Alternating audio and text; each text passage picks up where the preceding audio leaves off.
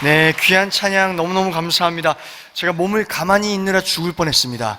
와, 너무너무 경쾌하고도 멋진 찬양에 감사드립니다. 우리 좌우에 있는 분들 또 앞뒤에 있는 분들과 인사 나눌 때 우리 잘 오셨습니다 인사하겠습니다. 잘 오셨습니다. 네. 우리 장로님 아까 기도해 주신 대로 오늘은 특별히 또 민족 화해 주일입니다. 민족 화해 주일을 맞이해서 제가 또 특별한 인사를 하나 준비했는데요. 우리 옆에 있는 분들과 같이 인사를 할 건데 저를 따라서 옆 사람을 보시고 함께 인사해 주셨으면 좋겠습니다. 우리가 평화하면 동서가 평화합니다. 우리가 통일하면 남북이 통일합니다. 설교 끝. 진짜 이렇게 끝내고 싶은데, 우리가 평화하면, 우리가 먼저 평화하면, 바로 옆에 있는 지체와 먼저 평화하면 동서 갈라진 것이 평화할 줄로 믿고, 또 우리가 먼저 통일하면, 한마음 되면 남북도, 갈라진 남북 땅도 통일될 줄로 믿습니다. 그 마음에 염원을 담아서, 희망을 담아서 함께 오늘도 평화의 주님을 찬양하며 예배했으면 좋겠습니다.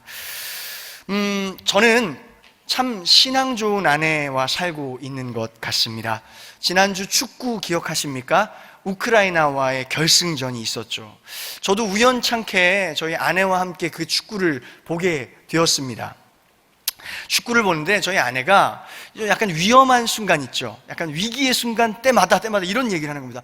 주여, 주여, 주여, 주여, 어떻게, 주여, 이렇게 하는 겁니다. 이 모습을 보고, 우리 아내가 진짜 신앙심이 정말 대단하구나, 이런 생각을 제가 하게 되었습니다. 하지만 아쉽게도 애타게 주님을 찾던 그녀의 기대와는 달리 우리 대한민국의 팀은 역전패를 당하고 말았죠. 물론 준우승도 엄청난 겁니다. 너무나도 대단한 거고 박수 쳐줄 만한 일인데, 그것을 떠나서 그게 중요한 게 아니라 제가 그 상황을 보면서 문득 든 생각이 있었던 겁니다. 지금 이 시간에 우크라이나에는 우리 아내보다 훨씬 믿음이 좋은 사람이 있었구나. 훨씬 더 애타게 주여 우리 우크라이나가 이기게 해주시옵소서 이렇게 기도하는 사람이 있었구나. 그래서 우리가 졌구나, 그런 생각을 해보게 되었습니다. 웃자고 한 얘기지만 가끔은 그런 생각이 들지 않으십니까? 어떤 중요한 대회나 중요한 경기를 앞두면 간절해지죠. 간절해지는 게 뭐냐면, 우리의 승리가, 주님께서 우리의 승리를 위해 일해 주시길 우리는 기도하게 되고 간절해지게 되는 것 같습니다. 우리가 좀 승리할 수 있도록 도와주십시오 주님, 이런 거죠.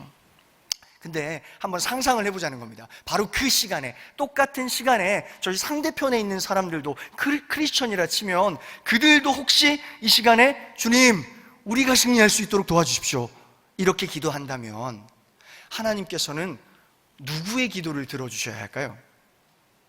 이런 재미난 상상을 제가 해보면서 말씀을 준비하게 되었습니다. 누구의 기도를 들어주실까?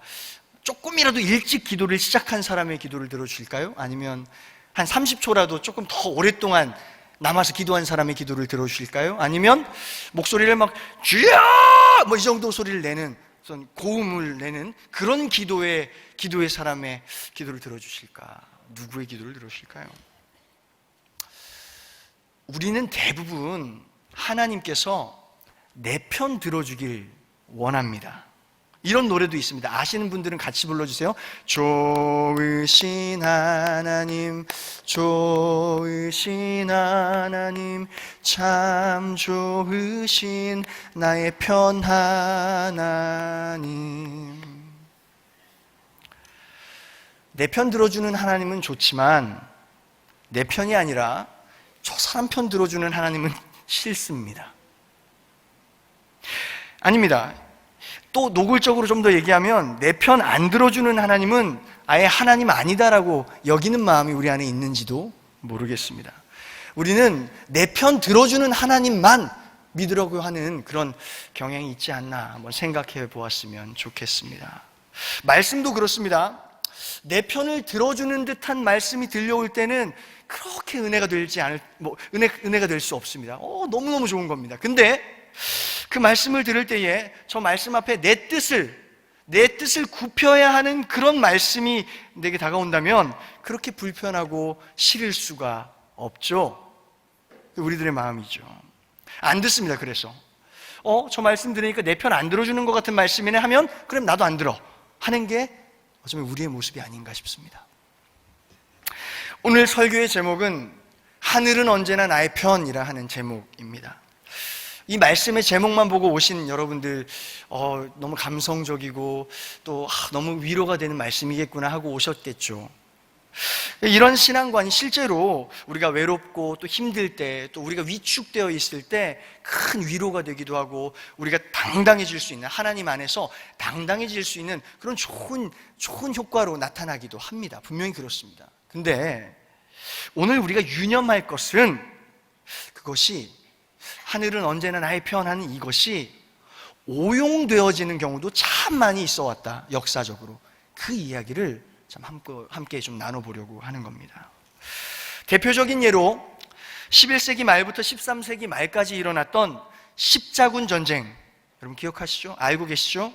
주의 진리 위해 십자가 군기 하늘 높이 쳐들고 나가세 주 예수만을 위하여, 이렇게 나가서 참 무자비하게도 사람들을 학살하고 죽이고 했던 그 전쟁이 바로 십자군 전쟁이었죠.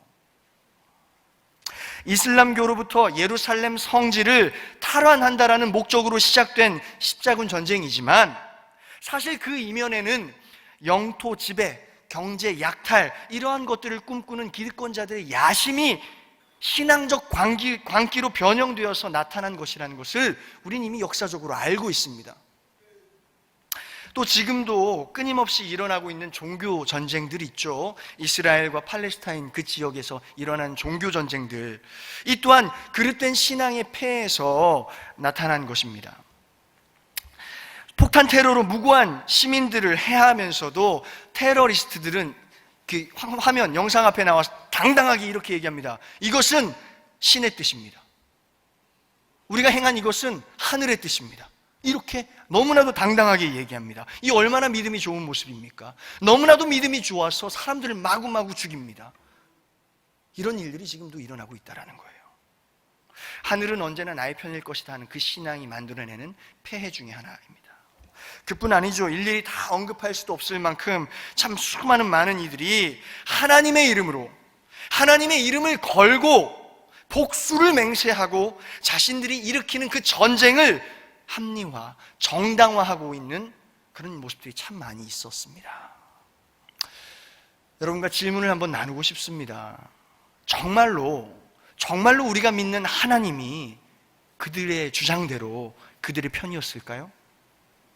이 질문을 여러분과 나누고 싶습니다. 기사 하나를 읽어드립니다. 2019년 5월 2일자 조선일보에 나온 기사입니다.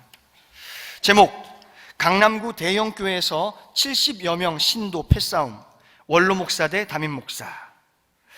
강남구 대치동 S교회에서 원로 목사 측 20여 명과 담임 목사 측 50여 명 사이에 패싸움이 발생했다.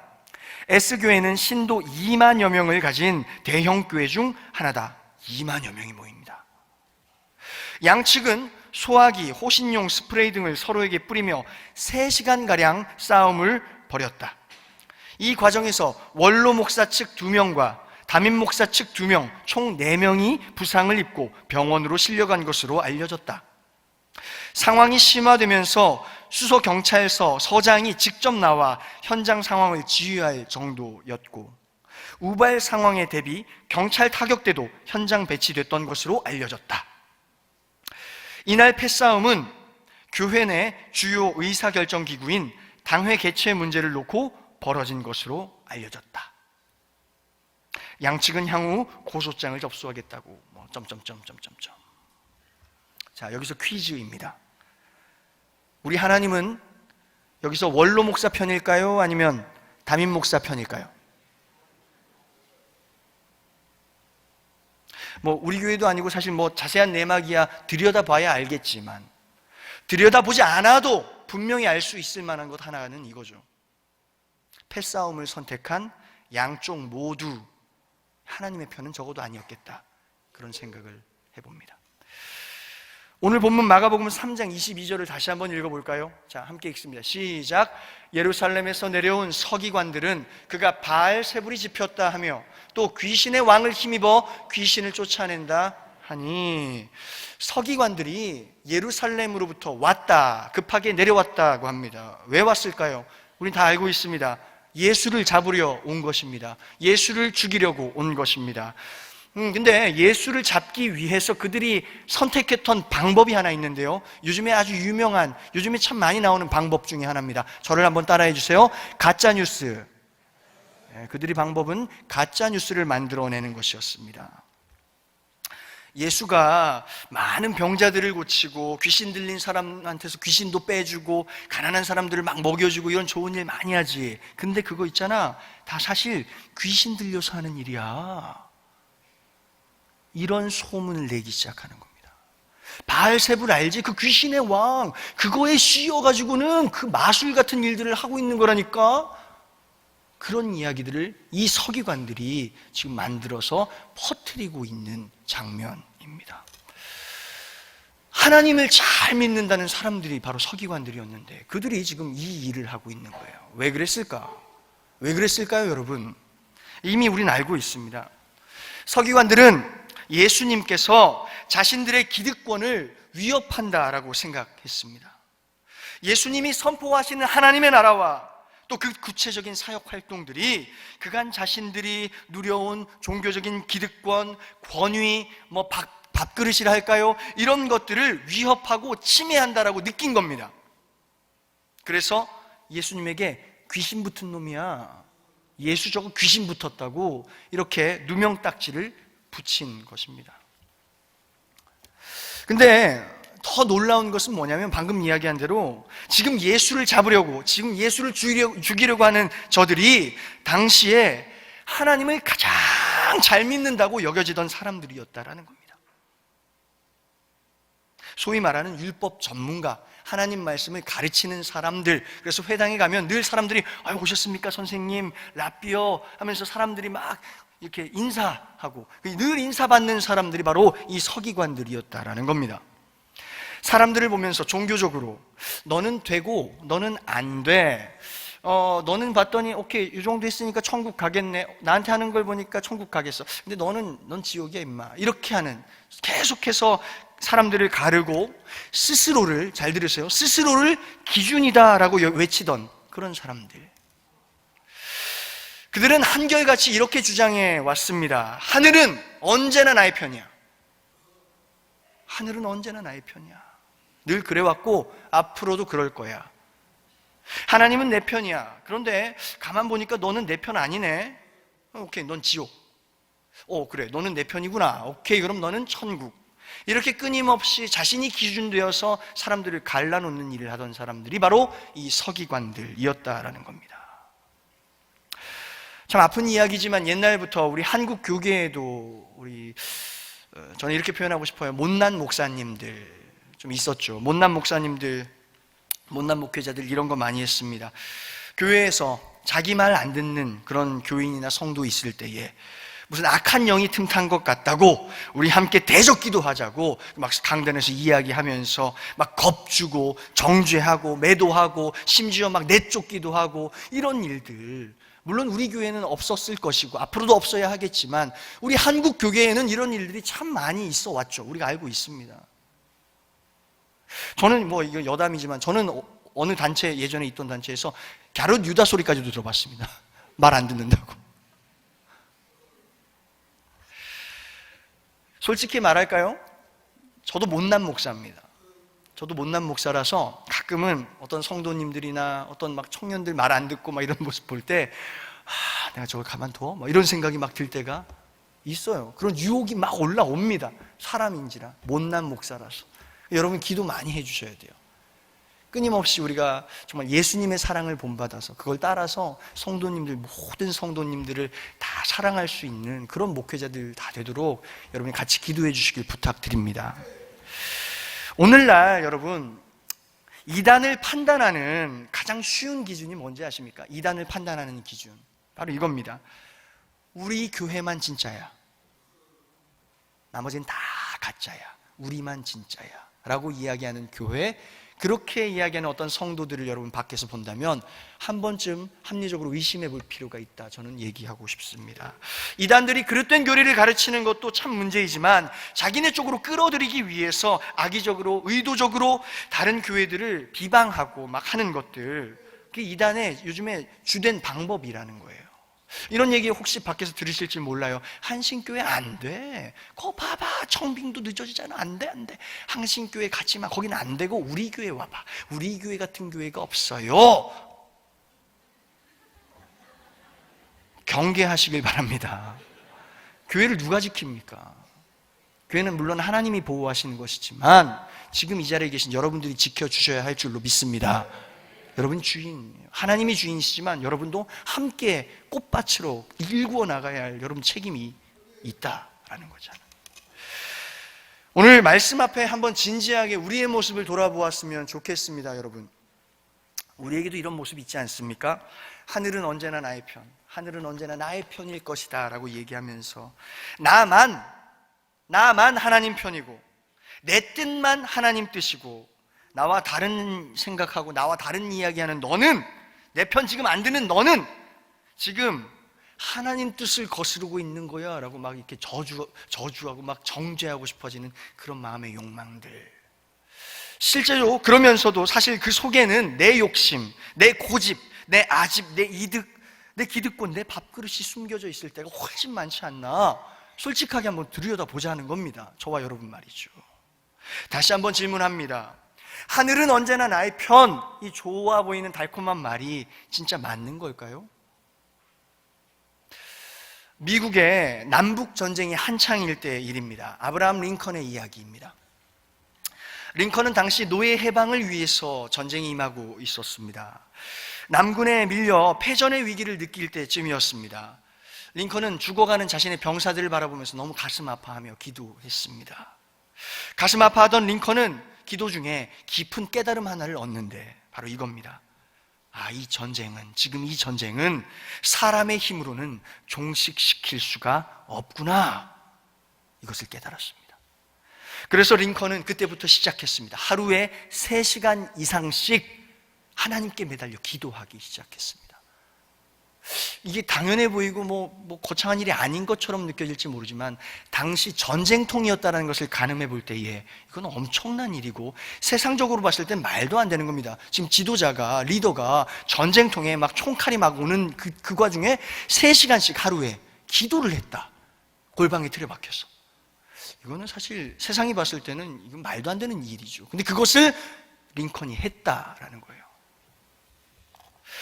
근데 감사하게도 그 링컨의 모습, 기도하는 링컨의 모습을 본 그 주변의 참모들이 감동을 받았습니다. 그래서 링컨을 찾아가서 참모들이 이렇게 얘기합니다.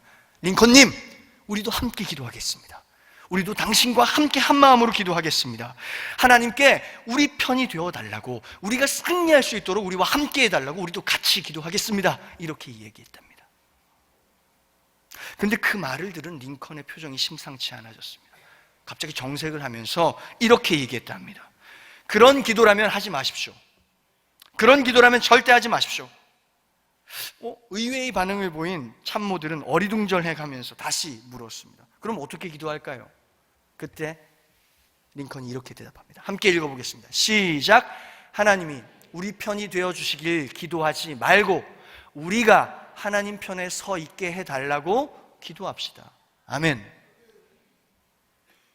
그렇습니다. 링컨이 하루에 3시간 이상씩 기도한 그 기도는 하나님 편에 서기 위한 기도였습니다. 하나님, 내 편 좀 들어주세요. 우리가 좀 승리했으면 좋겠는데 우리 편 좀 들어주십시오 라고 간절하게 매달리고 기도한 게 아닙니다. 그게 아니라 우리가 하나님 편에 설 수 있기를 원합니다. 연약한 우리가, 지금 불가피하게 전쟁을 치르고 있는 연약한 죄 많은 우리가 하나님을 찾을 때에 부디 우리가 하나님 편에 설 수 있도록 인도해 주시옵소서라고 그런 기도를 드리며 나아갔던 겁니다. 이렇게 기도한 링컨, 여러분 다 아시다시피 결국 전쟁에서도 승리하고 그리고 노예 해방이라는 크고 선한 위대한 업적도 남기게 되었다는 것을 우리는 잘 알고 있습니다. 저를 한번 따라해 주세요. 하나님 편에 서는 믿음. 오늘 우리도 이 믿음을 갖기를 간절히 축원합니다.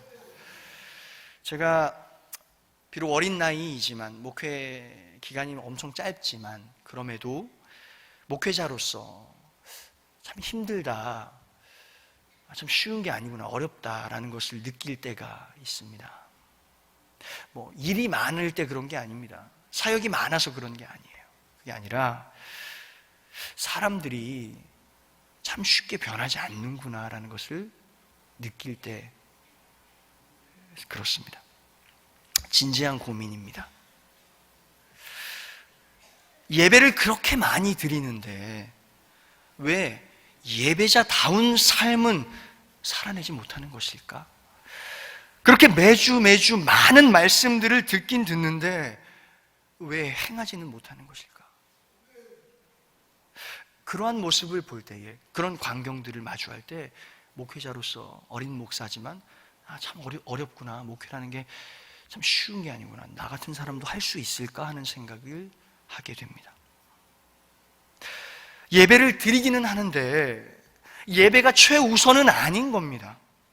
말씀을 듣기는 듣는 것 같은데 그 말씀이 내 삶의 기준은 안 되는 겁니다. 자, 여러분, 어떤 목사님께서 말씀하신 건데 가장 은혜롭지 못한 교회가 어떤 교회인지 아십니까? 회의가 긴 교회라고 합니다. 회의를 길게 하는 교회. 전제가 붙습니다. 예배와 기도보다 회의가 긴 교회, 가장 은혜롭지 못한 교회다라고 어떤 목사님께서 하셨어요. 우리 어떻습니까? 회의라는 것을 하기 전에, 시작 전에 잠깐 기도합니다. 아주 잠깐 기도하고, 대표 기도 잠깐 하고, 회의는 어떻게 합니까? 길게 합니다. 2시간, 3시간, 4시간, 5시간, 막 끝장 토론 이런 것도 막 합니다. 길게 합니다. 어떤 행사를 하기에 앞서서 우리 예배를 드리긴 드립니다. 근데 어떻게, 뭐라고 합니까? 식전 예배, 이렇게 얘기합니다. 식전 예배라고 해서 아주 짧게 드려야 되고 아주 형식적으로 드립니다. 그 예배 때 설교 길게 하면 혼납니다, 목회자도. 식전 예배인데 왜 이렇게 길게 하냐고 이런 얘기를 하는 거죠. 그리고 나서 본식이라고 하죠. 본식, 그 행사는 정말 길게, 아주 성대하게 유명하고 높은 분들 다 모셔다가 막 잔치합니다. 가장 높으신 하나님께 드리는 예배는 형식적으로 짧게 하면서 행사는 길게 합니다. 이게 우리의 현실이 아닌가 싶고, 진짜 이것이, 저는 이러한 것이 우리의 근본적인 문제다라고 저는 생각을 해보게 되었어요. 하나님께 드리는 예배가 최우선이 아닌 겁니다. 우리 행사가 더 급해요. 하나님의 뜻을 구하는 기도는 해도 그만이고 안 해도 그만입니다. 왜? 이미 내 머릿속엔 내 생각이 이미 굳어져 있거든요. 내 뜻이 다 있는데 하나님께 기도를 차라리 안 하는 게 낫다라고 여기는 정도로 우리는 어쩌면 그런 신앙을 가지고 있지 않은가 한번 돌아보자라는 거예요. 자, 옆 사람을 보고 결단하는 마음으로, 도전하는 마음으로 한번 이야기해 주십시오. 옆 사람 보고 예배가 먼저입니다. 좀 더 큰 소리로 해주십시오. 예배가 먼저입니다. 또 한번 따라해 주세요. 회의는 짧게, 기도는 길게. 회의보다 기도를 많이 하는 한신교회 되길 축원합니다.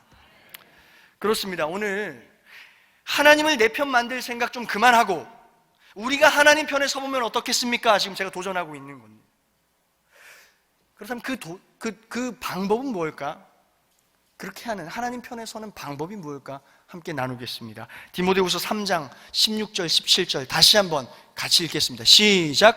모든 성경은 하나님의 감동으로 된 것으로 교훈과 책망과 바르게 함과 의로 교육하기에 유익하니 이는 하나님의 사람으로 온전하게 하며 모든 선한 일을 행할 능력을 갖추게 하려 함이라.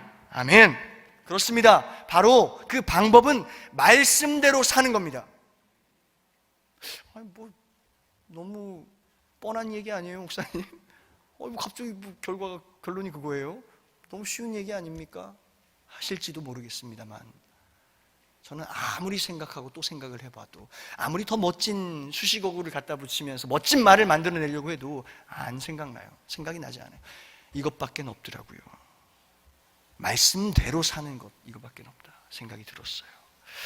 오해하지 마십시오. 말씀을 그저 듣고 마는 신앙이 아닙니다. 그걸 얘기하는 게 아닙니다. 듣는 거야 매주 듣죠. 매일 듣습니다. 어떤 분들은 주일날 이 말씀으로 성에 차지 않아서 더 유명하고 훌륭하신 목사님들 설교를 어떤 거 라디오나 TV를 통해서 막 보고 듣고 하십니다. 매일 듣기는 듣죠. 또 말씀을 많이 알고 많이 암송한다, 이런 신앙을 말하는 것도 아닙니다. 말씀대로 사는 삶, 좀 더 구체적으로 말하면 이겁니다. 말씀이 진짜 내 삶의 기준이 되는 삶, 그런 삶을 말하는 겁니다. 성경을 캐논이라고 합니다. 캐논 들어보셨죠? 척도, 기준을 말하는 게 바로 캐논입니다. 이 캐논은 히브리어 카네라고 하는 단어에서 온 것인데, 이 히브리어 카네는 바로 갈대를 뜻합니다. 갈대, 이렇게 들판에 이렇게 흔들흔들하는 갈대. 고대에는 이 갈대가 모든 것의 규격을 재는, 크기를 재고 길이를 재는 기준이 되었습니다. 그래서 사람들이 갈대를 탁 뽑아다가 이게 얼마나 큰가 잴 때 갈대로 그것을 쟀다라고 해요. 기준이라는 거. 그 갈대에서 유래된 것이 오늘날의 성경 캐논이다 하는 것이에요. 우리가 기준이라는 것을 생각할 때 기준을 가까이 대면은 삐뚤어진 게 보이기 마련입니다. 기준이라는 것을 가까이 대면은 조금 모자라거나 조금 삐져나왔다 하는 것들도 드러나기 마련입니다. 우리가 말씀만 제대로 들어도 그 말씀의 기준에 따라서 우리의 모난 삶이 깎이기 시작한다라는 겁니다. 교정이라고 표현하죠. 오늘 그 이야기를 바르게 함, 의로 교육하기 유익함, 이런 이야기를 통해서 훈계함, 이런 걸 통해서 지금 나타내고 있지 않습니까? 결국 그렇게 말씀을 통해 우리가 그 기준되는 말씀을 통해 깎여서 교정되어서 결국 하나님의 사람으로 온전케 되어지는, 또 모든 선한 일을 행할 능력을 갖추게 되는 그런 놀라운 힘이 있는 것이 바로 말씀이다. 지금 이 얘기를 하고 있는 겁니다.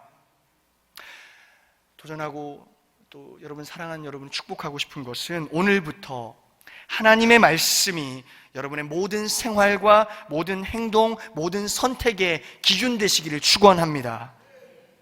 엊그제 제가 어느 원로 장로님 내외분과 식사하는 자리가 있었습니다. 저만 먹은 게 아니라 저희 부목사들 고생한다고 밥 한 끼 사주시겠다고 저희를 이렇게 식사 자리에 초대해 주셨어요. 이런저런 이야기를 나누다가 그 장로님께서 이런 얘기를 하시더라고요. 우리 한신교회는 지금 보약을 먹고 있는 시기와 같습니다. 이런 말씀을, 고백을 하시더라고요. 보약을 먹고 있는 시기 같다. 무슨 말인가 봤더니 보약은 쓰지 않습니까? 쓴 시기라 하는 겁니다.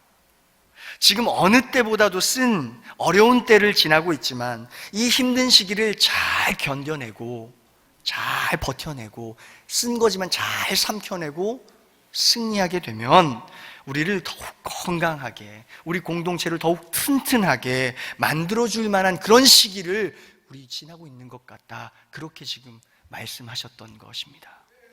동의가 되더라고요. 막 꼭 고개가 끄덕끄덕해지더라고요. 기대도 막 되고요. 어떻게 여러분들도 동의가 되십니까? 기대가 되십니까? 동시에 이런 생각도 부족한 종에게 들었습니다. 그 장로님 말씀대로 진짜 그런 시기라면, 보약을 먹는 시기와 같다면 저를 한 번만 따라해 주세요. 기필코 우리는 그 보약을 먹어야겠구나라는 생각을 했습니다. 그리고 목회자로서 우리 성도님들, 너무너무 사랑하는 우리 한 분 한 분의 성도님들, 그 보약 잘 드실 수 있도록, 잘 삼키실 수 있도록 우리 목회자들이 잘 도와야겠다. 있는 동안 정말 힘을 다해서 도와야겠다. 그게 우리 역할이겠구나 생각을 하게 됐어요. 그 보약은 다름 아니라 하나님 말씀입니다. 여러분 혹시 그 사자성어 중에 양약고구라는 말 들어보셨습니까? 양약고구 무슨 말입니까? 몸에 좋은 약일수록 입에는 쓰다. 양약고구입니다. 몸에 좋은 보약일수록 쓰다라는 것은 우리가 이미 경험적으로 알고 있습니다. 저도 어렸을 때 엄마가 뭐 좋은 약이라고 주셨을 때 딱 먹자마자 왜 이렇게 써? 이번 얘는 더 쓰네. 왜 이렇게 쓴 거야? 그러면 엄마가 늘 하시는 말씀이 좋은 약이라서 그래. 몸에 좋은 것일수록 쓴 거야. 이렇게 말씀하셨죠.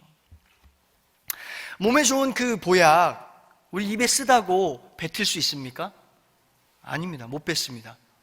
우선 그 보약은 너무 비싼 거기 때문에 못 뱉기도 하고, 너무 소중하고 귀한 것이기 때문에 못 뱉기도 하지만, 더 중요한 건 비싸기 때문이 아니라 그 약이 진짜 우리를 건강하게 만들어주고 그 약이야말로 우리를 튼튼하게 만들어준다는 것을 우리가 믿기 때문에 우리는 엄마 말씀대로 보약을 뱉어버릴 수 없다라는 것입니다. 저는 여러분 정말 축복하기로 우리 한신교회 모든 성도님들 이 귀한 시기에 쓰면 뱉고 달면 삼키는 그런 신앙에서 벗어나, 저를 한번 따라해 주세요. 양약고구, 몸에 좋은 보약이 우리를 건강하게 해줄 거라는 그 믿음을 가지고 매주 하나님 말씀 앞에 나아가시길, 또 그 말씀에 순종하는 여러분 되시길 축원합니다. 그리고 오직 말씀을 기준 삼아서 모든 것을 선택하고 행동하는 저와 여러분 되시기를 바랍니다. 이 어린 목사의 진심이 여러분에게 느껴졌으면 좋겠습니다. 교회의 기준이 무엇일까요? 교회의 기준, 저는 교회의 기준 목사 아니라고 생각합니다. 목사가 교회의 기준이 아니라고 생각합니다. 안 계시니까 할 수 있는 말이겠지만 저는 담임 목사도 교회의 기준 아니라고 생각합니다. 아멘입니까? 장로도 교회의 기준 아니라고 생각합니다. 교회 오래 다닌 성도가 교회의 기준 아니라고 생각합니다. 오직 교회의 기준은 하나님 말씀, 영원하면서도 매일매일 새로운 우리를 깨닫게 하시고 새롭게 만드시는 그 하나님의 말씀인 줄로 믿습니다. 하나님은 언제나 나의 편일 것이라는 그 착각에서 좀 벗어났으면 좋겠습니다. 내 뜻, 내 아집, 내 욕망, 내 기득권, 내 취향, 이런 것들이 기준되는 것이 아니라 하나님의 말씀만, 오늘 나에게 새롭게 들려주는 그 하나님의 말씀하고 계시는 하나님의 뜻만이 나의 기준이 되어지고, 그런 삶을 하나님 편에 서서 살아가는 저와 여러분 모든 성도님들 되시길 마음 다해 축원합니다. 말씀을 마무리하겠습니다. 제가 아까 전에 신앙 좋은 아내랑 살고 있는 것 같다라고 말씀드렸죠. 근데 이제 제가 생각을 곰곰이 하면 할수록 진짜 신앙 좋은 사람은 우리 편 이기게 해달라고 기도하는 사람이 아니라 페어플레이를 위해 기도하는 사람, 그 최선을 다하는 페어플레이 그 자체만으로 명승부, 진짜 세기의 승부라고 하죠. 한 번도 본 적이 없는 명승부, 그것이 일어나길 기도하는 사람.